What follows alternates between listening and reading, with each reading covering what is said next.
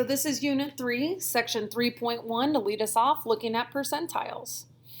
And so percentiles are going to first allow us to compare measures of relative position in data sets. It allows us to compare like a high jump score to a racer to see if we, who is relatively better in their sport.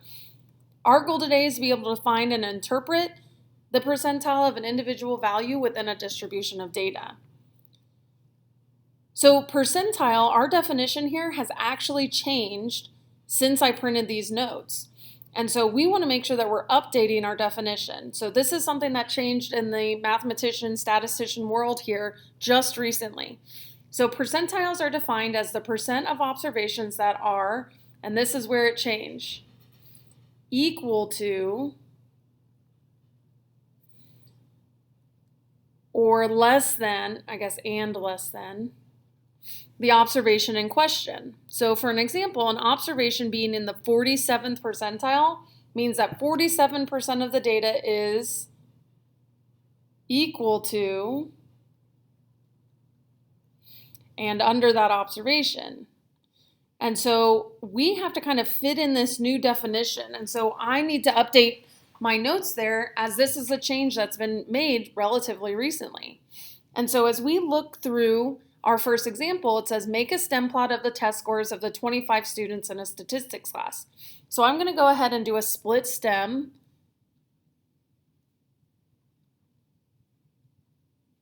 And I might move that over so that I have the space here. Okay, and then I did this earlier, and so I have my numbers I'm copying down. 2, 3, 3, 4. My 4, come on. Oh boy, okay.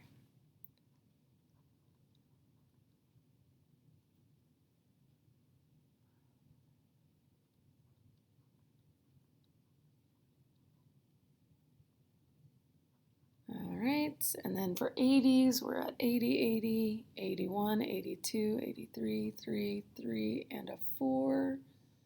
Fit that guy on there.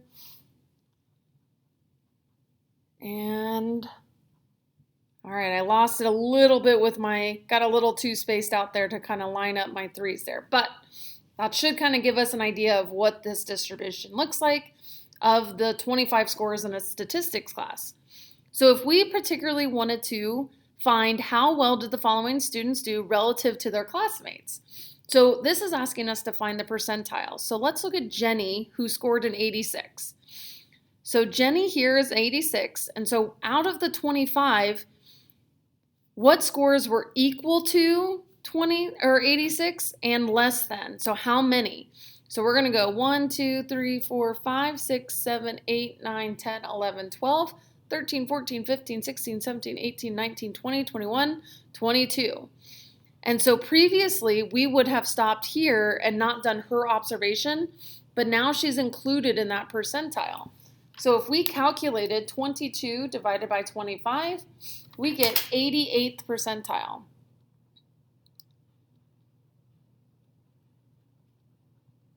So that means she did equal to or better than 88% of the class.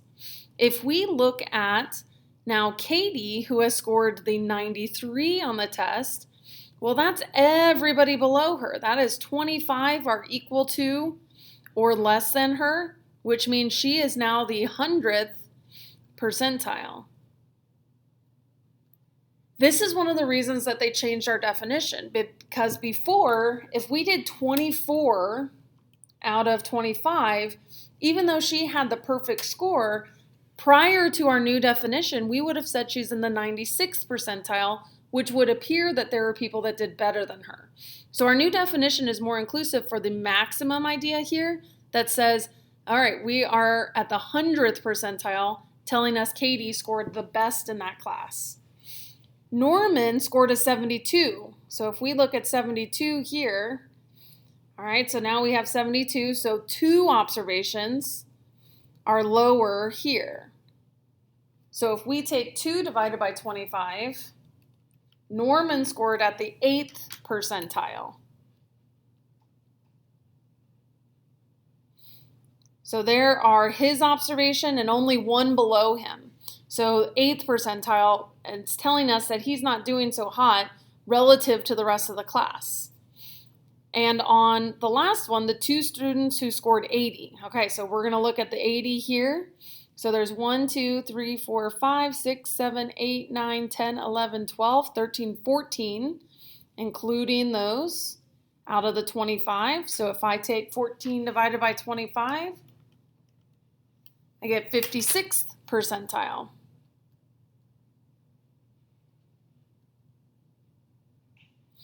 And so the 2 students that scored 80, we don't know which one is which, but since our definition is equal to and less than the observation, so these are equal to the observation, and then everything less made it 14 out of 25, giving us that 56th percentile. So they're doing kind of right at the average there.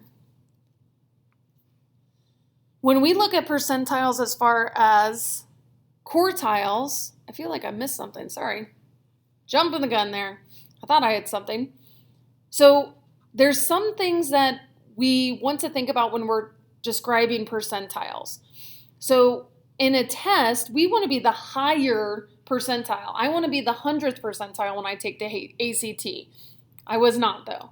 I would be okay with around the 50th percentile because that means I'm right at average. So in what situations might you want to lie in the 90th percentile or the 10th percentile or the 50th? On the 50th, I'm going to say this is average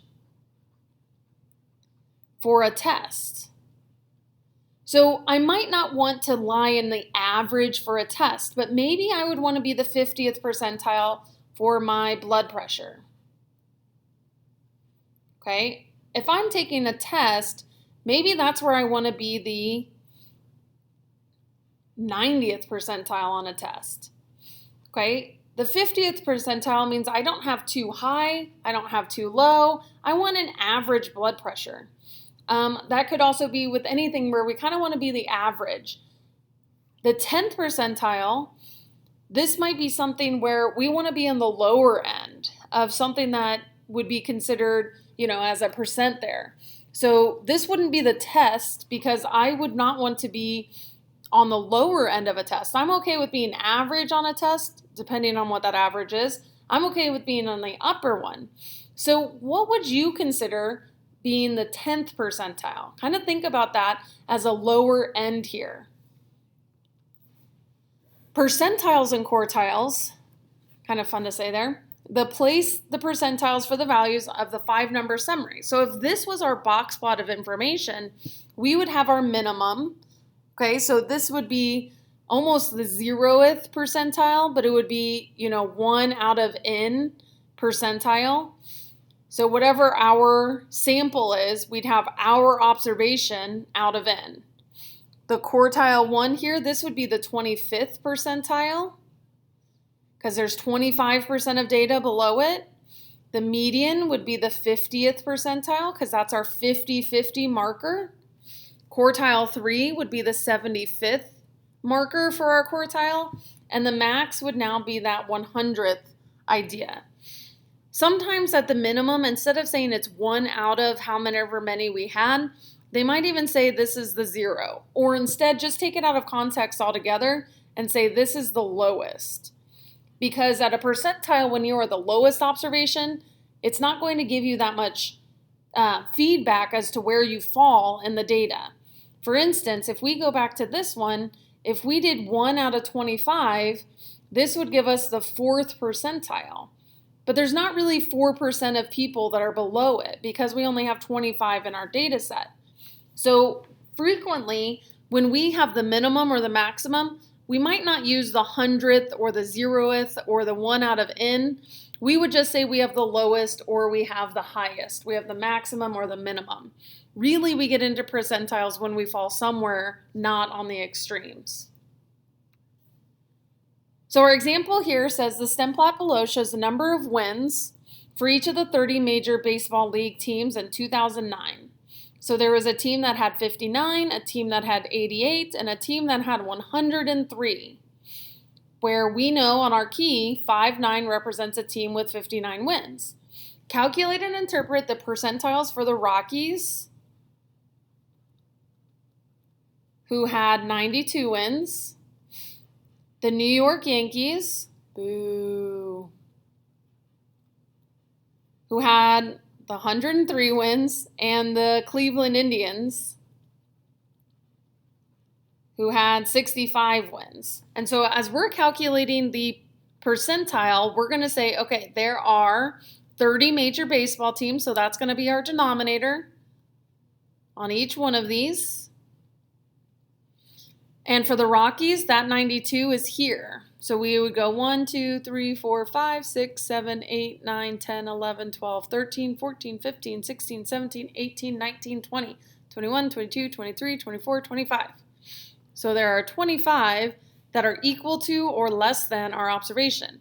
We could have also counted the shorter distance and subtracted, still get us to that 25 out of 30. So when we calculate 25 out of 30, that will give us the 80th percentile. So 80% of the teams did worse or equal to the Rockies. And in this case, because they're not matched at 92, 80% they did better than 80%. Or the rest of the teams, there's 80% of the teams that did worse than them. 103, we're going to move our idea to now this observation. And so that's going to be 30 out of 30, which is our 100th percentile now. And our last one, the Indians. Okay, the Indians scored 65. So if we move ours to 65 here, we don't know which 65 it is. So we still count all the ones that are equal to or less than. 1, 2, 3, 4, 5. So we have 5 out of 30. And so that should put us at the 20th percentile. And so as we look at these, we want to make sure that we are, I think I miscalculated that. I was going out of, let's go back here. Actually dividing it, this is the 17th percentile. So does that mean I did this one, 25 out of 30? Man, I was just going with it. That's 83rd percentile. So sorry. I got to check my calculator. Apparently I was going out of something else in my head. This one I'm confident in. All right, so we have the 25th percentile, 25 out of 30 for the Rockies. So they're in the 83rd percentile, so that moved them up. The Indians at 65 are in the 17th percentile, meaning 17% of the teams did worse than them, or they can say they're better than 17% of them. And so as you look at a test score, that's kind of where you're falling relative to the whole. And so if you're at the 50th percentile on these tests that we take, you're probably right where you want to be on the average. If you're on the upper end, 80%, 90%, 99%, that means you're extraordinary compared relatively to the rest of the people that took the test the same day. There are ways to manipulate that. Like I remember that I had a stats teacher at South that told me to take the ACT in the February date because that's when all the Duke Tips 7th graders come and take it.